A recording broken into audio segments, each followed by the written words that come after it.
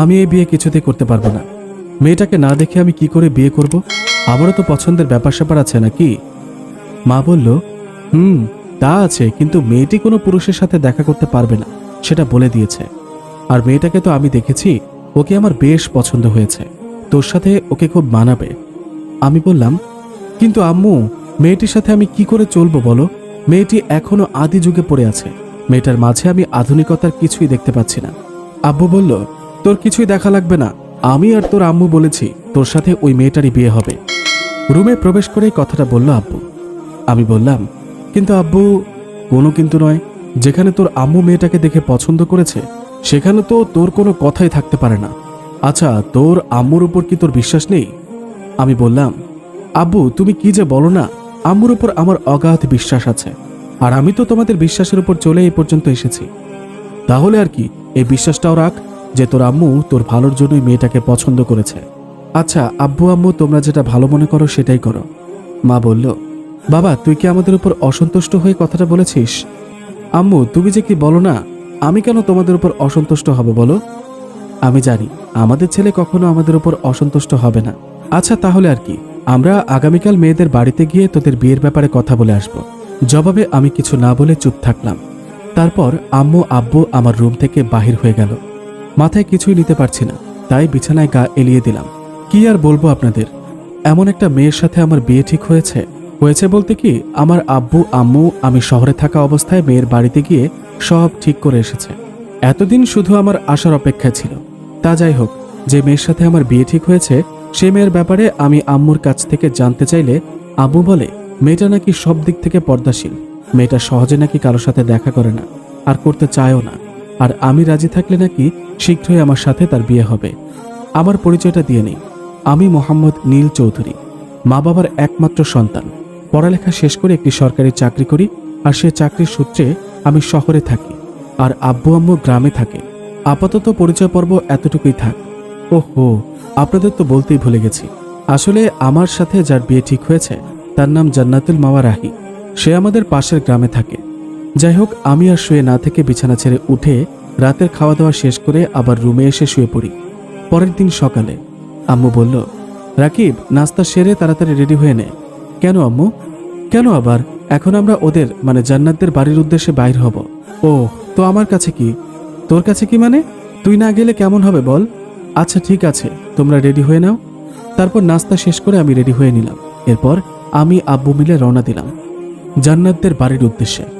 অবশেষে আর কি, জান্নাতদের বাড়িতে গিয়ে আমার আর জান্নাতের বিয়ের তারিখ ঠিক করে আসি। আগামী পরশু আমাদের বিয়ে। সত্যি বলতে কি, জান্নাতদের বাড়ির পরিবেশ দেখে আমার মনটা শীতল হাওয়ায় ভরে গেল, যেন আমি জান্নাতেই প্রবেশ করেছিলাম। সকলের আচার ব্যবহারে আমি মুগ্ধ হয়ে গিয়েছিলাম। আম্মু বলল, কিরে রাকিব, কেমন লাগলো জান্নাতদের বাড়িতে গিয়ে? আমি বললাম, আমার খুব ভালোই লেগেছে, তোমার কেমন লেগেছে? আম্মু বলল, আমারও খুব ভালো লেগেছে, এখন খেতে চল। আমি বললাম, চলো। অতঃপর দুপুরের খাবার খেতে টেবিলের দিকে গেলাম আমি। কেটে যেতে লাগলো সময়।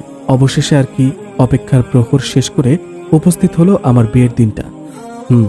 আজকে আমার বিয়ে। সাধারণত ছোটখাটো অনুষ্ঠান আয়োজনের মাধ্যমে সম্পন্ন হলো আমার আর জান্নাতের বিয়ে। কিছুক্ষণ আগে আমি বউ নিয়ে বাসায় পৌঁছালাম। আপনাদের ফেলে বিয়ে করে ফেলেছে। বিভিন্ন নিয়ম কানুন পালনের মাধ্যমে আম্মু তার বউ ঘরে তুললেন। রাত এখন 10:30 বাজতে চলেছে। আমি এখনো ছাদে দাঁড়িয়ে। হঠাৎ আম্মু এসে বলল, কিরে ছাদে দাঁড়িয়ে আছিস কেন? না মানে এমনি, ভালো লাগছে না তাই। ও, এখন যা, রুমে যা। যাচ্ছি। অতঃপর আম্মু আমার সামনে থেকে চলে গেল। আমি আর বাহিরে দাঁড়িয়ে থাকলাম না, রুমের দিকে গেলাম। মাথাটা ভীষণ ব্যথা করছে, তাই রুমে ঢুকে দরজা লাগিয়ে দিয়ে সোফায় গিয়ে বসলাম। জান্নাতের দিকে তাকালাম, দেখিও নামাজ পড়ে। সত্যি বলতে কি, জান্নাতকে আমি যতই দেখি ততই অবাক হচ্ছি। জান্নাত বলল, আসসালামু আলাইকুম ওরহমতুল্লাহ। ওয়ালাইকুম আসসালাম ওরহমতুল্লাহ। সালামের জবাব দিয়ে মাথা তুলে তাকালাম জান্নাতের দিকে। আপনি এমন করে মাথায় হাত দিয়ে বসে আছেন কেন? আসলে মাথাটা একটু ব্যথা করছে। তাহলে বসে আছেন কেন? চলুন বিছানার দিকে। এই বলে জান্নাত আমার হাত টেনে নিয়ে গেল বিছানার দিকে। মেয়েটা এখনো মুখোশ করে রেখেছে। জান্নাত বলল, আপনি সোজা হয়ে শুয়ে থাকেন, আমি আপনার মাথা টিপে দিই। কিন্তু? কোনো কিন্তু নয়, আপনি শুয়ে থাকুন চুপচাপ। আমিও কিছু না বলে শুয়ে থাকলাম চুপচাপ। অমনি জান্নাত আমার পাশে বসে আমার অনিচ্ছা সত্ত্বেও আমার মাথা টিপে দিচ্ছে। আমিও চোখ বুজে জান্নাতের হাতের স্পর্শ উপভোগ করতে লাগলাম। জান্নাত বলল, কেমন বোধ করছেন? ভালো, আলহামদুলিল্লাহ। আশ্চর্য ব্যাপার হলেও সত্যি যে জান্নাতের হাতের স্পর্শ পেয়ে আমার মাথা ব্যথাটা উধাও। আমি বললাম, আপনি এমন কেন? জান্নাত বলল, কেমন? আপনি এই মডার্ন যুগেও যে পর্দা করেন। আস্তাগফিরুল্লাহ, পর্দা হলো নারীদের জীবনের একটা অন্যতম অংশ। যেমন, আচ্ছা, আমি তো এখন থেকে আপনার স্ত্রী, তাই না? আমি যদি পর্দা ছাড়া আপনার সাথে কোথাও যাওয়ার জন্য বাহির হই, সকলে আমার দিকে তাকাবে নাকি আপনার দিকে? অবশ্যই আপনার দিকে। সেটা কি আপনার ভালো লাগবে? অবশ্যই না। তেমনি আমারও। আমি চাই না যে কেউ আমাকে বেপর্দাশীল অবস্থায় দেখে আমার স্বামীর হক নষ্ট করুক। তাই আমি পর্দা করে চলি। আমি নিশ্চুপ। জান্নাত বলল, আচ্ছা, আপনি আমাকে স্ত্রী হিসেবে মেনে নিয়েছেন? মানে হলো, আপনি যদি আমাকে স্ত্রী হিসেবে মেনে নিয়ে থাকেন তাহলে আমি কিছু বলতাম। আপনি আমার স্ত্রী, এখানে মানা না মানার কিছু নেই। তারপরেও বলুন। তাহলে শুনুন, আমি আপনার স্ত্রী। আজ থেকে আমার সব দায়িত্ব আপনার। আপনি আমাকে যেভাবে রাখবেন আমি সেভাবেই থাকব। জান্নাত বলল, আমি আপনার মা বাবাকে আমার মা বাবার মতো শ্রদ্ধা সম্মান করব ও সেবা করব। আমি এই সংসারটা পরিপূর্ণভাবে সাজিয়ে তোলার চেষ্টা করব। শুধু আপনাকে আমার পাশে থাকতে হবে। ইনশাআল্লাহ থাকব। আর আপনাকে 5 ওয়াক্ত নামাজ জামাতের সহিত আদায় করতে হবে। আমরা আমাদের জীবনকে কোরআন ও হাদিসের আলোকে সাজিয়ে তুলব। ইনশাআল্লাহ চেষ্টা করব। আপনার কাছে আমার একটাই চাওয়া। কি? বেশি কিছু না। সেটা হলো, আমাদের জীবনে যতই দুঃখ কষ্ট আসুক না কেন, আপনি কিন্তু আপনার পবিত্র ভালোবাসা থেকে আমাকে বঞ্চিত করবেন না। আপনাকে আমার সব ভালোবাসা দিয়ে আগলে রাখব। আপনি চেঞ্জ করে আসেন। এমন একজন মেয়েকে জীবন সঙ্গিনী হিসেবে পেয়ে নিজেকে ধন্য মনে করছি। আল্লাহর দরবারে লাখো কোটি শুকরিয়া, তিনি আমাকে এমন একটা মেয়েকে স্ত্রী হিসেবে দান করার জন্য। সেই সঙ্গে আম্মুকেও ধন্যবাদ জানাই এমন একটা মেয়েকে আমার জীবনের সাথে জুড়িয়ে দেওয়ার জন্য। জান্নাত বলল, কি ভাবছেন? এই বলে আমি মাথা তুলে জান্নাতের দিকে তাকালাম। এ কি, আপনি এমন করে তাকিয়ে আছেন কেন আমার দিকে? আমাকে হালকা একটা ঝাঁকা দিয়ে বলল জান্নাত। কি হলো? ভ্যাবাচাকা খেয়ে বললাম, কি আর হবে, আমার দিকে আপনি এইভাবে তাকিয়ে আছেন তো তাই। এই বলে আমি মাথা নিচু করে ফেললাম। সত্যি বলতে কি, জান্নাত যখন চেঞ্জ করে আসে, মুখোশহীন আমার সামনে আসলো, আমিও ওর দিকে তাকালাম। আর ওর দিকে তাকিয়েই তো মুগ্ধ হয়ে যায় ওর সৌন্দর্যে। মনে হচ্ছে আমার সামনে একটা জান্নাতের হুর রানী দাঁড়িয়ে আছে। কি সুন্দর চেহারা, সুবাসিনী, সুরসিনী, সুকেশিনী, সুস্নিগ্ধ, হরিণের মতো কাজল কালো চোখ। দেখলে প্রাণটা জুড়িয়ে যায়। ওর দিকে এমনভাবে তাকিয়ে থাকায় ও আমাকে এসব কথা বলল। জান্নাত বলল, জানেন, আল্লাহ তাআলা আমাকে যে সৌন্দর্য দান করেছেন, সেই সৌন্দর্য কয়েকজন মহিলা, আমার আব্বু আম্মু, চাচা চাচি এবং দাদু ছাড়া আর কেউ দেখে নাই। এখন শুধু আপনি দেখেছেন। আমি নিশ্চুপ। জান্নাত বলল, আর আমি এই সৌন্দর্যতা আপনার কাছে সঁপে দিলাম। এই বলে জান্নাত আমার পাশে এসে বসল। জান্নাতের কাঁধে আমি হাত রাখলাম। জানেন, আমি আপনার প্রতিটি কথায় মুগ্ধ হয়েছি। আমি কথা দিলাম, আপনার জীবনের প্রতিটা মুহূর্তে আপনি আমাকে আপনার পাশে পাবেন, যদি আল্লাহ তাআলা আমাকে সেই সৌভাগ্যতা দান করেন। জান্নাত আমার বুকে মাথা রাখলো। আমি ওর কপালে একটা চুমু খেয়ে ওকে জড়িয়ে ধরলাম। আই উইশ আমার লাইফে যেন এরকম একটা মেয়ে আসে, যাকে আমি আমার সব ভালোবাসা দিয়ে আগলে রাখবো, সবসময় পর্দা অবস্থায় রাখবো ইনশাআল্লাহ। তারপর দুজন মিলেই 2 রাকাত নফল নামাজ আদায় করলাম। দুজনেই আল্লাহর কাছে দোয়া করলাম। তারপর জান্নাতকে বিছানায় শুয়ে দিলাম। আস্তে আস্তে তার ঠোঁটের কাছে আমার ঠোঁট নিয়ে গেলাম। জান্নাতের গরম শ্বাস আমার মুখে এসে পড়ছে। তার ঠোঁটগুলো হালকা করে কাঁপছে, যা আমাকে আরো পাগল করে দিচ্ছে। একটু পর জান্নাতের ঠোঁট আর আমার ঠোঁট এক করে দিলাম। দুজনেই হারিয়ে গেলাম ভালোবাসার সাগরে।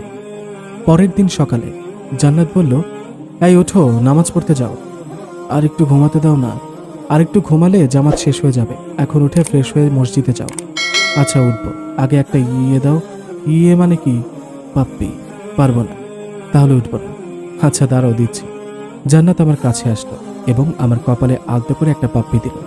আমার মাথায় একটা দুষ্টুমি বুদ্ধি আসলো। যে ভাবনা সেই কাজ।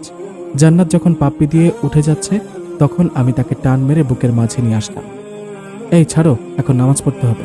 একদম দুষ্টুমি চলবে না। একটু থাকো না। না, আর 20 মিনিট পর জামাত শুরু হবে। যাও, ফ্রেশ হয়ে নামাজ পড়ে এসো। অতঃপর ঘুম থেকে উঠে গোসল করে এসে পাঞ্জাবি পরে নামাজ পড়তে চলে গেলাম। নামাজ পড়ে এসে দেখি আমার জান্নাতি পরীটা কোরআন পড়ছে, আর পাশে বসে আম্মু আর আব্বু তার পড়া শুনছে। কি মিষ্টি কণ্ঠের তেলাওয়াত, কি সুন্দর সুর, সুরের ঝংকার শুনে হৃদয় জুড়িয়ে যাচ্ছে। একটু পর তার কোরআন পড়া শেষ করলো। আম্মু বলল, আজ খুব গর্ব হচ্ছে মা, তোমার মতো একটা বৌমা পেয়ে।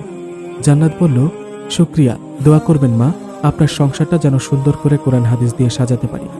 আব্বু বলল, মা, তোমাকে কিন্তু প্রতিদিন সকালে আমাকে কোরআন পড়ে শোনাতে হবে। আলহামদুলিল্লাহ, তোমার এই মিষ্টি তেলাওয়াত শুনে আমার কলিজাটা ঠান্ডা হয়ে গেছে। আগে জানলে তোমাকে এই বাড়িতে অনেক আগেই নিয়ে আসতাম। জান্নাত বলল, ইনশাআল্লাহ আব্বু। আমি বললাম, আব্বু কিন্তু ঠিক কথা বলেছে। তারপর আম্মু আর জান্নাত মিলে সকালে নাস্তা তৈরি করলো। জান্নাত আম্মুকে একটা কাজও করতে দিচ্ছে না, সব কাজ সে একাই করে যাচ্ছে। আম্মু শুধু হালকা পাতলা সাহায্য করছে। নাস্তা শেষ করে রুমে গিয়ে বসে আছি। একটু পর জান্নাত রুমে আসলো। আমি বললাম, তুমি নাস্তা করেছো? জি করেছি। আচ্ছা, সন্ধ্যায় ঘুরতে যাব, তুমি যাবে? আচ্ছা ঠিক আছে। জান্নাত মনে মনে অনেক খুশি হয়েছে। অতঃপর সন্ধ্যায় জান্নাতকে নিয়ে ঘুরতে বের হলাম।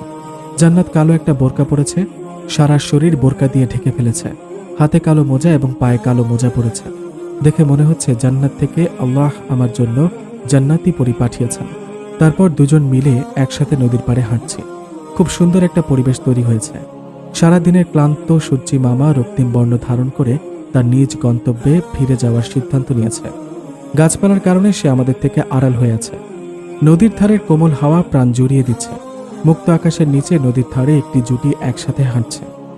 এইভাবে কাটতে থাকে তাদের দুষ্ট মিষ্টি ইসলামিক পবিত্র ভালোবাসার